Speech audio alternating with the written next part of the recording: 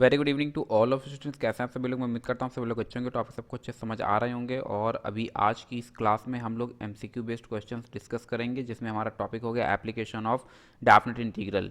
तो इसके जो क्वेश्चंस होते हैं थोड़े से लेंथी होते हैं। फिलहाल अभी हम लोग इसको इंटरनल पेजेस में कुछ कवर करने की कोशिश करेंगे। सबसे पहले हम लोग ये समझ लेते हैं कि 2023 में हमको 1 मार्क्स के 20 क्वेश्चंस मिलने वाले हैं, जिसमें इसका डिवाइडेशन होगा 18+2, जिसमें 18 हमको डायरेक्टली एमसीक्यू बेस्ड क्वेश्चंस मिलेंगे और 2 क्वेश्चंस होंगे असर्शन बेस्ड क्वेश्चंस। अगर आपने इंट्रोडक्टिव वीडियो नहीं देखा हुआ है तो आप प्लीज़ उसे देख लें, चीज़ें वहाँ से आपको क्लियर कट समझ आने लगेंगी। अब एप्लीकेशन ऑफ डेरिवेटिव चैप्टर की बात कर लेते हैं। तो ये जो चैप्टर है इसके क्वेश्चन थोड़ा सा सॉल्विंग में लेंथी होते हैं, तो हम लोग जो डिस्कस करेंगे वो थोड़ा सा बाई ट्रिक डिस्कस करेंगे। इस ट्रिक को एमसीक्यू तक ही सीमित रखेंगे, किसी भी तरीके से आप इसको डिस्क्रिप्टिव में अप्लाई करने की कोशिश नहीं करें। तो क्वेश्चन नंबर 1 अपने सामने ये रहा, area lying in the first quadrant. अच्छा, फर्स्ट क्वाड्रेंट का एरिया चाहिए बाउंडेड बाई द सर्किल। अब हम जानते हैं कि इसको हम लिख सकते हैं x square plus Y square equals to 2 square, और इसको आप कंपेयर करा दो x square plus Y square equals to A square से। तो जाहिर सी बात है कि इन दोनों के कंपैरिजन से हमको पता चल रहा है कि जो रेडियस है वो कितनी हो जाती है, 2 हो जाती है। इसका मतलब ये हुआ कि ये एक सर्किल ट्रेस करेगा, और ये हमारे सामने सर्किल आ गया है और ये आया। अब इसमें बोल रहा है जो हमको एरिया निकालना है वो किसका निकालना है, फर्स्ट क्वाड्रेंट का निकालना है, bounded by the circle and the line x equals to 0 to x equals to 2। X equals to 0 आप जानते हैं कि वाई एक्सिस का इक्वेशन होता है x equal 0, x equal two. अब अगर ये सर्किल है तो इसका रेडियस अभी हम लोगों ने सर्च किया था, ढूंढा था, कितना आया था, एरिया फाइंड आउट करने पर मिल रहा था 2। तो ये वाला जो पॉइंट होगा ये आ जाता है 2,0। और जाहिर सी बात है कि यहाँ से अगर हम एक वर्टिकल लाइन को ट्रेस करेंगे तो ये लाइन हमारे सामने ये आ जाएगी। फर्स्ट क्वाड्रेंट हमको यही देखने को मिल रहा है। इसका मतलब हमको जो चाहिए वो एरिया देखो ये चाहिए, जो कि यहाँ पर मौजूद है। ठीक, अब हमारा ये रिक्वायर्ड सोल्यूशन है। एक प्रोसेस तो आप जानते हैं कि हम इंटीग्रेशन y dx अप्लाई करें, लिमिट अप्लाई करें 0 to 2, after then you have to find out the value of y with the help of this curve. The equation of the curve is x square plus Y square equals to 4, but this is a very long process and therefore we will apply a trick. अगर हम area निकालें पूरे circle का, तो आप जानते हैं area of circle क्या कहा, एरिया ऑफ सर्किल होता है पाई आर स्क्वायर। आर की वैल्यू क्या है, 2 है। तो यहाँ से हमको क्या मिल जाता है, 4 पाई। अब जरा ध्यान से समझना, टोटल एरिया 4 पाई निकला है। सर्किल के अंदर होती है सिमेट्री, इसलिए 4 इक्वल पार्ट्स में क्या हो जाता है, डिवाइड हो जाता है। तो एक पार्ट का जो एरिया होगा वो कितना हो जाएगा, पाई। तो पाई इसका, पाई इसका, पाई इसका और पाई इसका मिलकर के बना देता है कितना, 4 pi. Then which option is correct, option A is correct, क्योंकि हमसे टोटल एरिया नहीं 1/4 पूछ रहा था। तो ये इसमें 1/4 से जैसे ही मल्टीप्लाई कराते हैं तो ये हमारे पास रिक्वायर्ड सोल्यूशन आ जाता है। मैं उम्मीद करता हूँ कि ट्रिक आपको समझ आ गई होगी। नेक्स्ट क्वेश्चन की तरफ हम लोग बढ़ रहे हैं। क्वेश्चन नंबर 2 अपने सामने ये रहा, area of the region bounded by the curve y square equals to 4x y axis and the y line Y equals to 3। Y square equals to 4ax का आप ग्राफ जानते हैं। मुझे लगता है ये कुछ पैराबोला बनता है, और ये पैराबोला आप देख पा रहे हैं जिसकी पावर 1 होती है वो पैराबोला उसी तरफ ओपन होता है। जैसे इसमें x की पावर 1 है इसलिए ये राइट हैंडेड पैराबोला है। अब इसमें y equals to y axis, तो y एक्सेस तो ये रहा हमारे पास, ये रहा y एक्सेस, और दूसरा बोल रहा है y इक्वल्स टू 3। मान लेते हैं y इक्वल्स टू 3 कहीं ये लाइन है, then we have to find out this region. इतना एरिया हमको निकालना है। अब ये थोड़ा सा इसको और बेहतर बनाते हैं, और ध्यान से समझना इस बात को।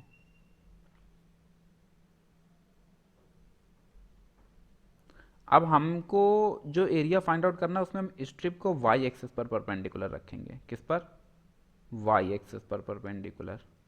ये हमारा रिक्वायर्ड सोल्यूशन है। ठीक है, स्ट्रिप किस पर परपेंडिकुलर है, वाई एक्सिस पर। जिस एक्सिस पर परपेंडिकुलर होती है लिमिट उसी की चलती है। इसका मतलब लिमिट चलेगी वाई की, और अगर यहाँ पर लिमिट वाई की चलेगी तो फिर यहाँ पर डी वाई आएगा, और अगर यहाँ डी वाई आएगा तो अंदर एक्स आएगा। वाई की लिमिट कहाँ से कहाँ तक चलेगी, तो y equals to 0 to y equals to 3। Question में साफ साफ दे रखा है वाई एक्सिस की लिमिट, और y equals to 0 to y equals to 3। अब x की जो वैल्यू आएगी वो कहाँ से आएगी, वो इसी कर्व से आएगी। इस कर्व का इक्वेशन दिया गया है y square equals to 4x।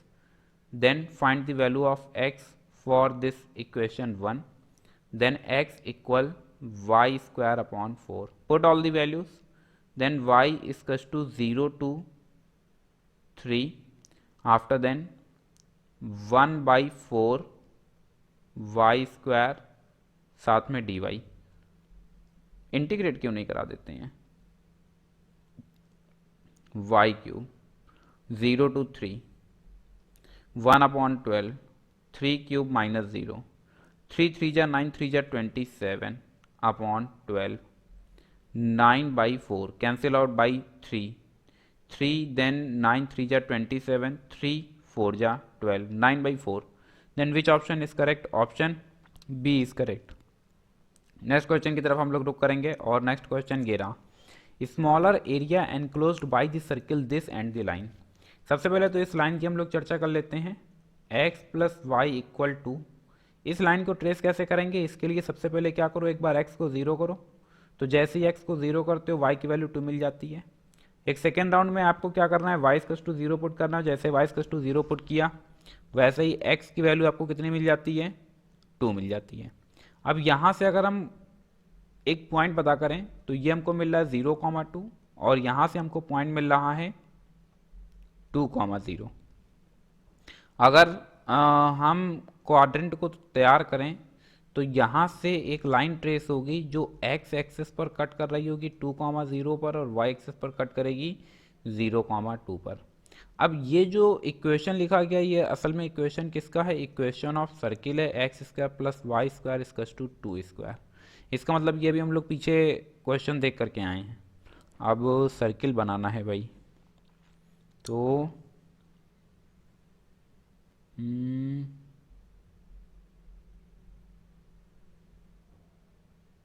चलो बन गया भाई फाइनली। तो ये हमारे पास सर्किल बनता है और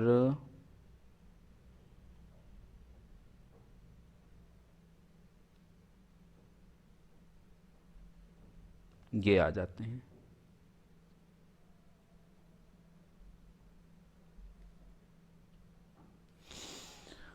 स्मॉलर एरिया का हमको क्या निकालना है? स्मॉलर एरिया हमको फाइंड आउट करना है। स्मॉलर एरिया मुझे लग रहा है कि ये वाला जो एरिया है यही स्मॉलर है।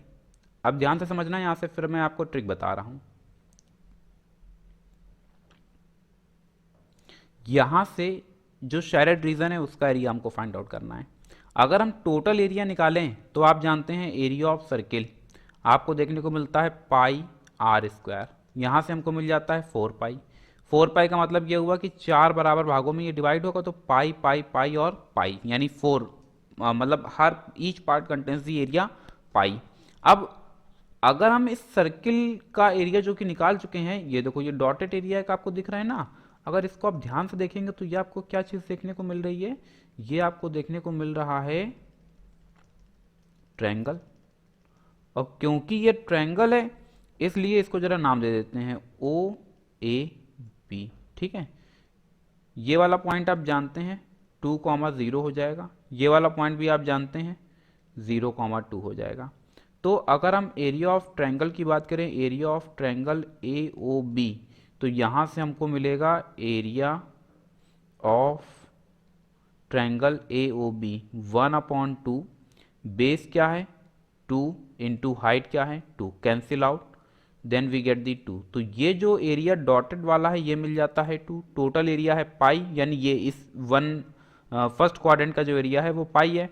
तो जो शेडेड रीजन होगा वो क्या हो जाएगा? पाई माइनस 2 हो जाएगा। Then which option is correct?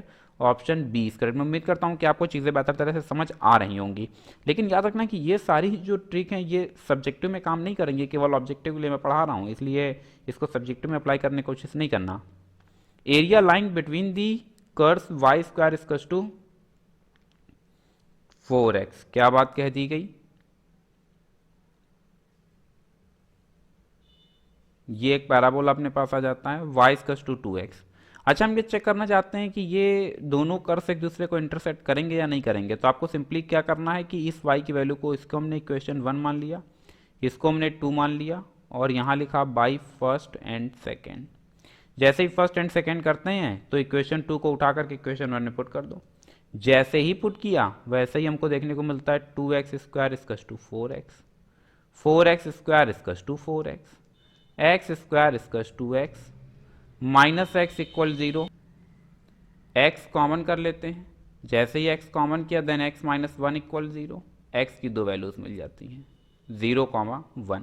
इसका मतलब इंटरसेक्ट कर रहे हैं, इसका मतलब जो दूसरी वाली लाइन है वो जो जाएगी वो कुछ इस तरह से ऑरिजिन से पास होती हुई चली जाएगी। जो रिक्वायर्ड रीज़न है वो देखो ये हमें देखने को मिल रहा है। हमने स्ट्रिप को कैसा कर रखा है, परपेंडिकुलर कर रखा है। अब स्ट्रिप क्योंकि हमारी कैसी है, परपेंडिकुलर है, ये हमारे पास x एक्सिस आ जाता है और ये हमारे पास आ जाता है y एक्सिस। अब ये जो एरिया है ये, अब आपको हमेशा एक दिक्कत होती है कि ये जो डुअल रीजन से बाउंड एरिया होता है ये किस तरीके से जनरेट होता है। तो फिर से मैं बता देना चाहता हूँ, जैसे मैंने लिखा है a to b f x d x, तो आप यहाँ से लिखते हैं f b minus f a, जबकि हम ये मान करके चल रहे हैं कि जो fx का इंटीग्रेशन है, जो fx का इंटीग्रेशन है, हम ये मान करके चल रहे हैं कि जो fx का इंटीग्रेशन है dx भी आएगा वो कैपिटल fx है। तो यहाँ से हमको पता क्या चलता है, अपर लिमिट क्या पता चलता है, upper limit minus lower limit, क्या पता चलता है, upper limit minus lower limit. अब जरा ध्यान देना, ये जो कर्व रहा y square equals to x रहा, 4x रहा, और ये जो कर्व है ये वाई इक्वल्स टू 2x है, जो कि ये लाइन आपको देखने को मिल रही है। हमने डबल इंटीग्रेशन रन कराया, सिंगल ही रन कराते हैं। x की लिमिट कहाँ से कहाँ तक चल रही है, 0 to 1 चल रही है। अब ध्यान देना जरा, स्ट्रिप का जो अपर एंड है वो किस कर्व को टच कर रहा है, ये देखो ये अपर एंड इस कर्व को टच कर रहा है और इसका इक्वेशन है y square equals to 4x। तो y की वैल्यू क्या निकलेगी, 4x under root 4x, upper limit minus lower limit क्या है 2x, ये हमारे पास आता है। यहाँ से dx 0 to 1 2 root x minus 2x, मुझे लगता है इंटीग्रेट कर देना चाहिए। जैसे ही हमने इंटीग्रेट किया तो 2 बाहर आ जाता है, यहाँ से 2/3 x to the power 3/2 0 to 1 minus 2 1/2 साथ में एक्स स्क्वायर 0 to 1, यहाँ से 2 2 जा 4/3, एक बार upper limit minus lower limit, 2 से 2 कैंसिल हो जाता है, देन वी गेट 1 माइनस 0, यहाँ से मिल जाता है 4/3 माइनस 1, और मुझे लगता है मिल जाता है 1/3। Then option B is correct. Which option is correct, option B is correct. देखो 4 क्वेश्चन में ये थोड़ा सा लेंथी क्वेश्चन था, इसको पूरा सिंप्लीफाई करना पड़ा है।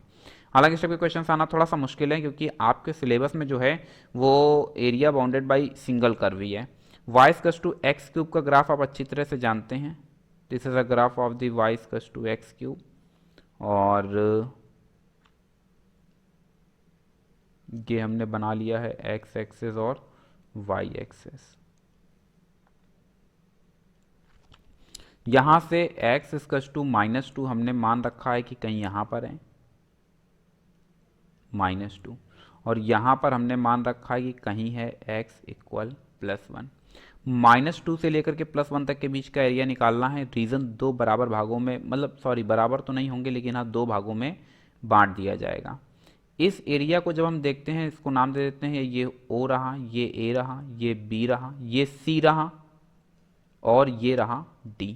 तो जब हम बात करते हैं जो हमारा रिक्वायर्ड सोल्यूशन होगा वो क्या होगा, रिक्वायर्ड एरिया इक्वल आपको देखने को मिलेगा area D C O D plus area, दूसरा कौन सा होगा, वो होगा ओ ए बी ओ। जो डी सी ओ डी है, क्या कहा, डी सी ओ डी, आप ये देखो कुछ डॉट देखने को मिल रहे होंगे। तो जो ये हमारे पास है डी सी ओ डी, ये एरिया जाएगा इंटीग्रेशन, लिमिट्स कहाँ से कहाँ तक, -2 to 0, साथ में वाई डी एक्स, और एरिया के साथ में हमेशा मॉडुलस चलता है क्योंकि आप जानते हैं एरिया कभी भी नेगेटिव नहीं होता, तो मॉडुलस का काम होगा नेगेटिव को पॉजिटिव करना। जबकि ओ ए बी ओ की बात करते हैं तो इसको हम लोग इस तरह से कुछ दिखा देते हैं। यहाँ से हमको देखने को मिलता है integration 0 to +1 y d x, लेकिन दोनों की जो y की वैल्यू होगी वो कहाँ से जनरेट होगी, इस कर्व से जनरेट होगी, और जो कि असल में है y equals to x cube. ठीक है। -2 to 0 तो y की वैल्यू हमने पुट कर दिया x³ dx, 0 to 1 x³ dx।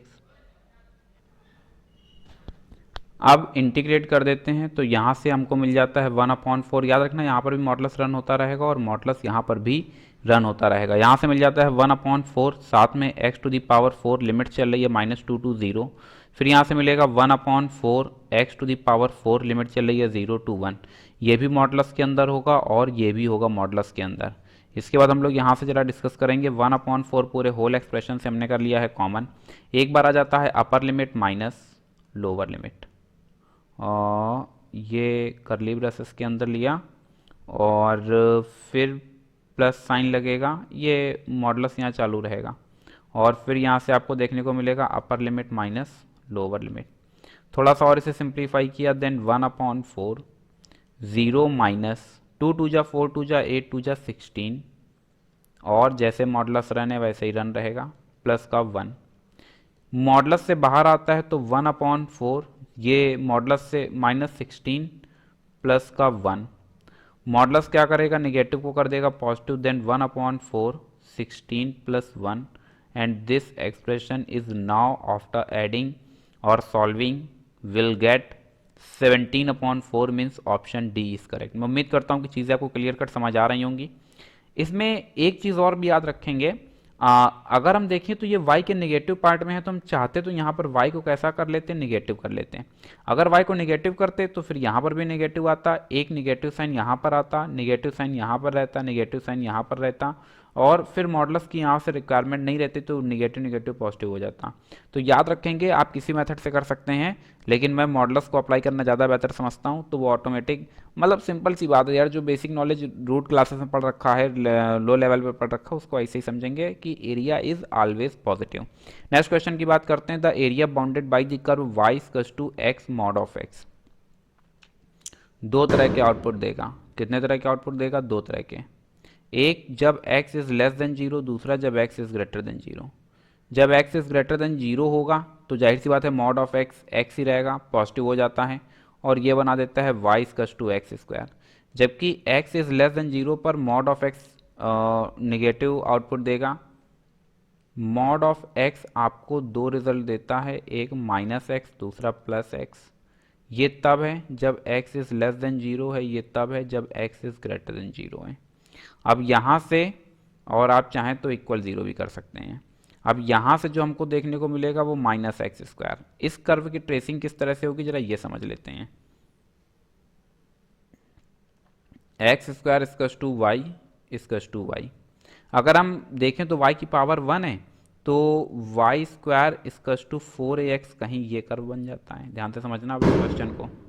जबकि x² इक्वल्स टू -4ay कुछ इस तरह से बन जाता है।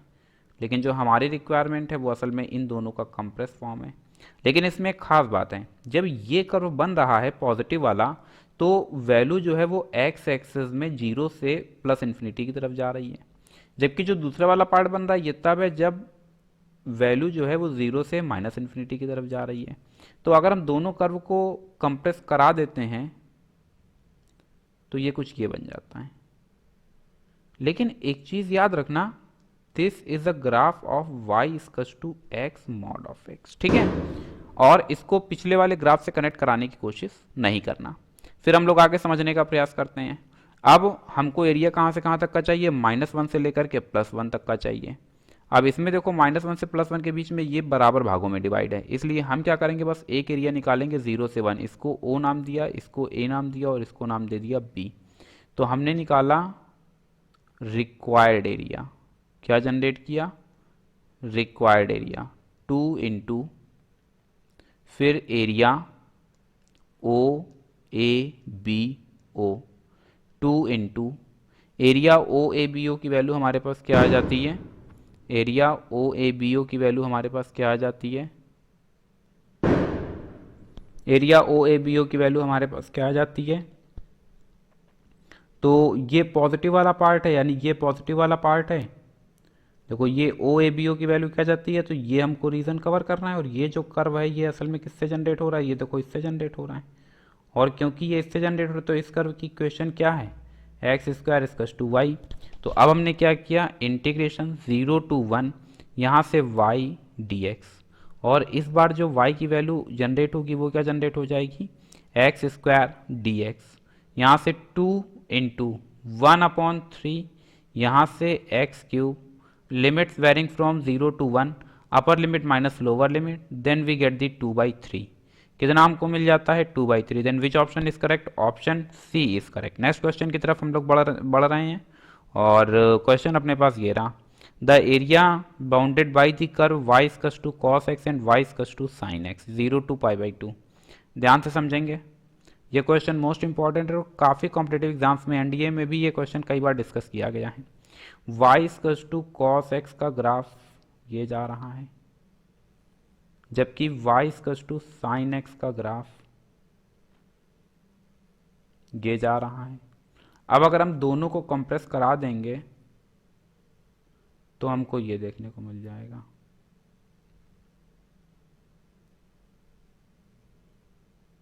ठीक, हमारा जो रिक्वायर्ड रिजल्ट है वो असल में ये है, और अगर हम इस एरिया को कवर करें तो हमारी डिमांड होगी अपर लिमिट माइनस लोअर लिमिट, मतलब cos x से हमको किसे माइनस करना है, sin x को।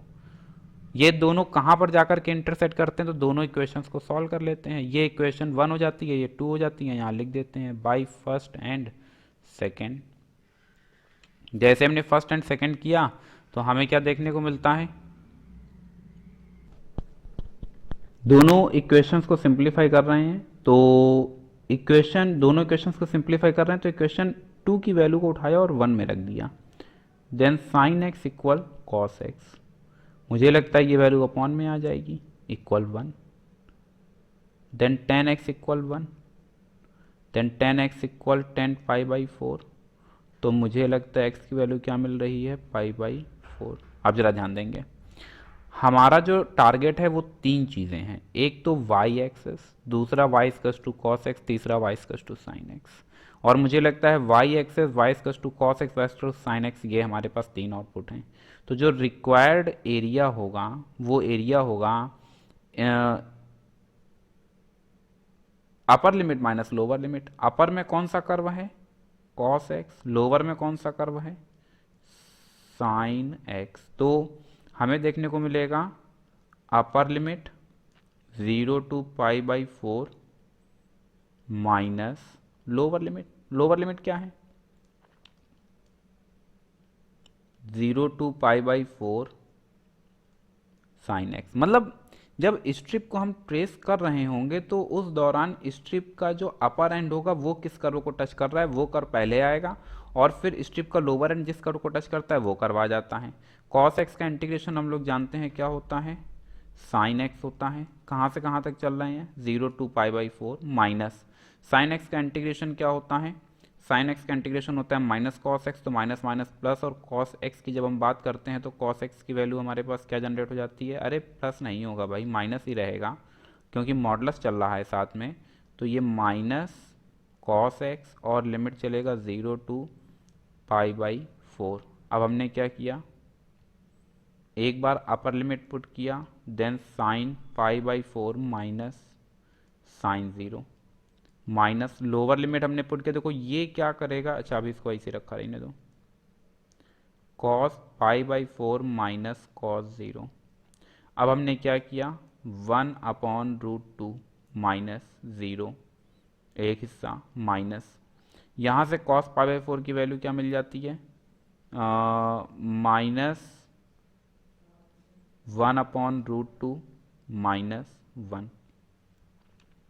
अब ये जो नेगेटिव साइन अभी आप देख रहे हैं, ये नेगेटिव साइन अंदर रन करेगा, और जब ये अंदर रन करेगा तो इधर देख लेते हैं 1/√2, इसके बाद से ज़रा इधर देखो 1/√2 माइनस, यहाँ से आपको देखने को मिलेगा 1 माइनस 1/√2, यहाँ से 1/√2, ये मॉडुलस हटता है, माइनस साइन अंदर जाता है, और ये इस तरह से आपको देखने को मिल जाता है। 1/√2 और 1/√2 ये दोनों मिलकर के क्या बना देते हैं, 2/√2, और 2/√2 को रेशनलाइजेशन के बाद हम लिख सकते हैं √2। तो √2 इन दोनों को सिंप्लीफाई करने पर मिल जाता है -1। Then which option is correct? Option B is correct. Next question की तरफ हम लोग रुक कर रहे हैं और देखते हैं नेक्स्ट क्वेश्चन में क्या है हमारे पास। क्वेश्चन है the area of the region bounded by the curve y equals to, और ये एक्सप्रेशन आपको देखने को मिल रहा है। हमने क्या किया, सबसे पहले स्क्वायरिंग बोथ साइड करा दिया। Then Y square equals to 16 minus X square, this implies that X square plus Y square equals to 16। ये एक सर्किल है और हम जानते हैं एरिया ऑफ सर्किल क्या होता है, पाई आर स्क्वायर। यही तो है भैया ए स्क्वायर, असल में यही तो है। तो यानी 16 पाई हमारा पूरा आंसर। लेकिन यहाँ पर रूट है, इसका क्या मीनिंग है, चलो समझ लेते हैं। अगर हम इस इक्वेशन को ट्रेस करें, ये जो इक्वेशन है, अगर हम इस इक्वेशन की ट्रेसिंग लेते हैं तो इस इक्वेशन की ट्रेसिंग में हमको देखने को मिलता है क्या, एक सर्किल, और ये सर्किल ये तैयार हो रहा है। ठीक है, अब यहाँ पर स्क्वायर रूट लगा हुआ है, मतलब y की पावर 1 है, रूट के आगे नेगेटिव तो है नहीं, इसका मतलब y इज ऑलवेज पॉजिटिव। और जब y ऑलवेज पॉजिटिव होगा तो इसका मतलब जो कर्व ये ट्रेस होगा, ये असल में हाफ सर्किल ही ट्रेस होगा, ये फुल सर्किल नहीं ट्रेस हो पाएगा। This is actually the equation of the curve, ये जो अभी आपको देखने को मिल रहा है। अब अगर टोटल एरिया हमारे पास निकला था 16 पाई, 16 पाई का मतलब 4 पाई, फिर 4 पाई, फिर 4 पाई और फिर 4 पाई, तभी तो चारों को ऐड करके 16 पाई बनेगा। जबकि इस इक्वेशन को जो कर्व बन रहा है वो ये बन रहा है, तो यहाँ से आपको क्या देखने को मिलता है, 4 पाई, और यहाँ से भी आपको देखने को मिल जाता है 4 पाई। ऐड करने पर कितना मिल जाता है, 8 पाई। बहुत इजीली हम लोगों ने सिंप्लीफाई कर लिया है। अगर आप चाहें तो आप ग्राफ एंड फंक्शंस की प्लेलिस्ट आप देखेंगे इसी चैनल पर, तो आपको ग्राफ एंड फंक्शंस के एक प्लेलिस्ट देखने को मिलेगा। आप उसमें सारे आई थिंक 4 और 5 वीडियोज़, या आप सारे वीडियोज़ को वॉच करेंगे तो उसमें इन सब चीज़ों को एक्सप्लेन किया है। वहाँ पर बताया है कि हर मैथमेटिकल इक्वेशन की ट्रेसिंग किस तरह से की जाती है, और वहाँ पर ज्योमेट्रिकल इंटरप्रिटेशन असल में इक्वेशन का क्या होता है, तो वहाँ से चीज़ें अच्छे से क्लियर हो जाएंगी। अब ग्राफ थ्योरी पर अगर आपकी थोड़ी सी भी कमांड है तो आप इस क्वेश्चन को इजीली अटेम्प्ट ले सकते हैं। नेक्स्ट क्वेश्चन की तरफ हम लोग बढ़ रहे हैं, और नेक्स्ट क्वेश्चन नंबर 9 अपने सामने ये रहा। X square the area of the region in the first quadrant. जो हमको एरिया निकालना है वो किसका निकालना है, फर्स्ट क्वाड्रेंट का निकालना है। एक सर्किल दिया गया, दूसरी एक हमको लाइन दे दी गई है enclosed by the X axis. चलो भाई, हम लोगों ने क्या किया, सर्किल को ट्रेस कर लिया, और सर्किल की ट्रेसिंग देखो ये चली गई। अरे यार लाइन टेढ़ी हो गई, खैर कोई बात नहीं। और y इक्वल्स टू एक्स जो है वो देखो ये लाइन है, पहले अलग समझाते हैं। अब देखो सर्किल में खास बात क्या होती है कि चारों पार्ट एक जैसे ही होते हैं। ये जो 4 रीजन्स दिख रहे हैं, ये और ये चारों इक्वली डिवाइडेड होते हैं। ये सर्किल की खास बात रही। और लाइन वाइज कस्टोएक्स की खास बात क्या होती है कि जैसा लाइन का अबव पोर्शन होगा वैसा ही लाइन का बिलो पोर्शन होगा। अब अगर दोनों को हम क्या करा देते हैं, कंबाइन करा देते हैं। दोनों को अगर हम क्या करा देते हैं, कंबाइन, तो दोनों को कंबाइन करा देने के बाद हमारे पास जो कर्व बनेगा, ये तो आ गए हमारे पास सर्किल, ये हमारे पास क्वाड्रेंट। अगर हम इस इक्वेशन की बात करें तो शायद इक्वेशन से हम कंपेयर कराएंगे X square plus Y square equals to A square, और ए स्क्वायर का मतलब हुआ 32। 32 का मतलब हुआ कि अगर हम इसको 4 से डिवाइड करा दें तो 4 8 जा, यानी हर पार्ट का एरिया कितना निकल रहा है, 8 पाई 8 पाई 8 पाई और 8 पाई। ठीक है, अब हमने इसी में इंसर्ट कराया line Y equals to X. Y equals to X क्या करेगा, ये भी 2 बराबर भागों में बांट देगा। अब ध्यान से जरा समझते रहना, ये जो पूरा स्ट्रक्चर बन रहा है इसमें हमको जो एरिया चाहिए वो चाहिए कितने पार्ट का, ये देखो area enclosed by the first quadrant and the x axis. First quadrant and the x axis, मुझे लगता है this is our required solution. अब एक प्रोसेस तो जैसा कि हम लोग फॉर्मूले से भी पीछे लगा रहे थे, हम उसको अप्लाई कर सकते हैं, तो हम ट्रिक भी लगा सकते हैं। अगर हम टोटल देखते हैं तो ये 8 पाई है फर्स्ट क्वाड्रेंट में जितना भी है, और ये लाइन इसको 2 बराबर भागों में बांट देगी, तो ये जो इतना एरिया बच रहा है, ये कितना बच रहा है, 4 पाई। ये थी कॉम्पिटेटिव स्ट्रेटेजी, और इस तरह से हम लोगों ने ऑप्शन बी को सेलेक्ट कर लिया है। नेक्स्ट क्वेश्चन की तरफ बढ़ रहे हैं। क्वेश्चन नंबर 10 अपने पास रहा, area of the curve Y equals to sine X 0 to पाई।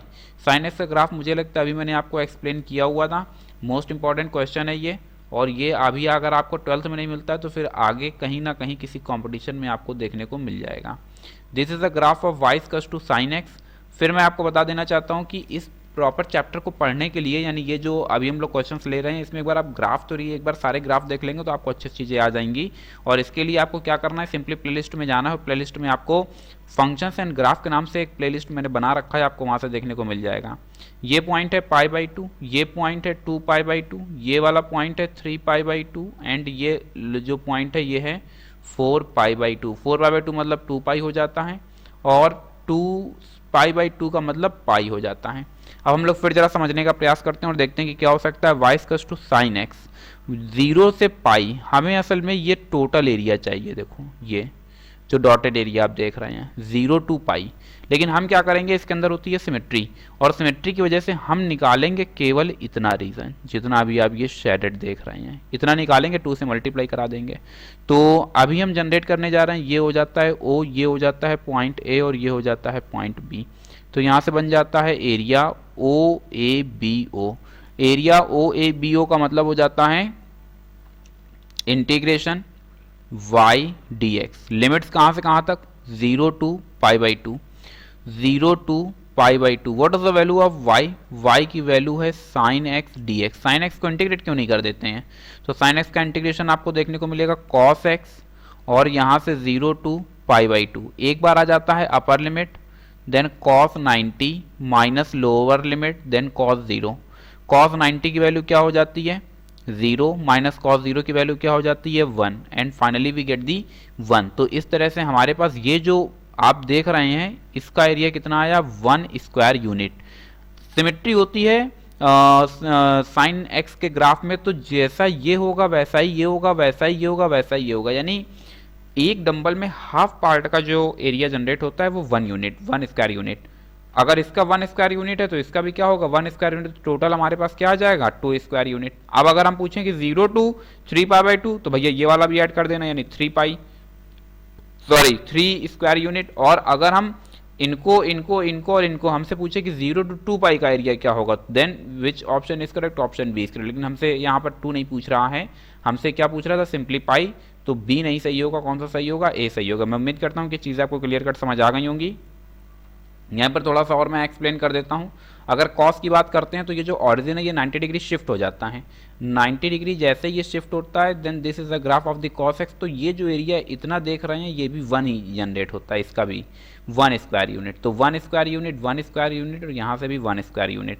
तो अब अगर हम साइन कॉस के लिए पूछें कि कॉस 0 टू पाई, तब भी इसका भी एरिया क्या आएगा, इसका भी एरिया 2 स्क्वायर यूनिट ही आएगा, क्योंकि 1 ये और 1 ये मिला करके 2 बना देता है। फिलहाल अगर आगे क्वेश्चन होंगे तो फिर हमें देखने को मिलेंगे। नेक्स्ट क्वेश्चन की तरफ बढ़ते हैं।